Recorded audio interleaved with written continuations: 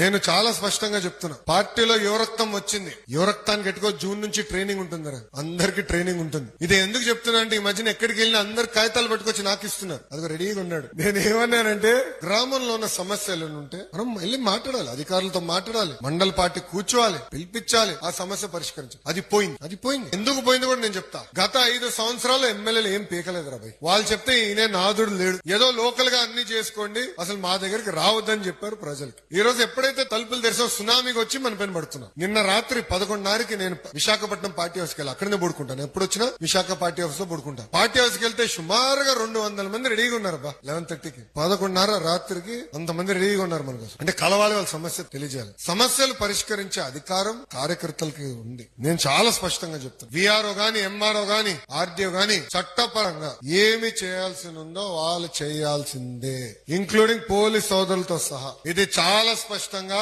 నేను ఇన్ఛార్జ్ మంత్రి గారు కూడా చెప్తాం జరిగింది. ఈ రోజు మంత్రి గారు నేను కోరతాం జరిగింది, డిస్కస్ చేశాం. అది అధికారులకి నేను చెప్తాను, ఈ సభాముఖంగా కార్యకర్తలకి, నాయకులు నేను తెలుపుతాను. తెలుగుదేశం పార్టీ కార్యకర్తలు కబ్జాదారులు కావు. మనం ఎవరు కొట్టాం, మనం ప్రజల కోసం సేవ చేసానికి వచ్చాం. ఇప్పుడే పల్లన్న అన్నారు, విశ్వవిఖ్యాత నట సార్వభౌమ స్వర్గీయ శ్రీ నందమూరి తారక రామారావు గారి సిద్ధాంతాలు మనకున్నాయి. ఇప్పుడు కూడా ఆ సిద్ధాంతాల పరంగా మనం అందరం నడవాలి. తెలుగు వాళ్ళు ఎక్కడున్న అగ్రస్థానంలో ఉండాలనేది మన లక్ష్యం. అన్ని రాష్ట్రాల కన్నా అన్ని రంగాల్లో ఆంధ్ర రాష్ట్రం నంబర్ 1 ఉండాలి, తెలుగు వాళ్ళు నంబర్ 1 ఉండాలనేదే మన లక్ష్యం. దానికి మనందరం కష్టపడాలి, కలిసికట్టుగా పని చేయాలి.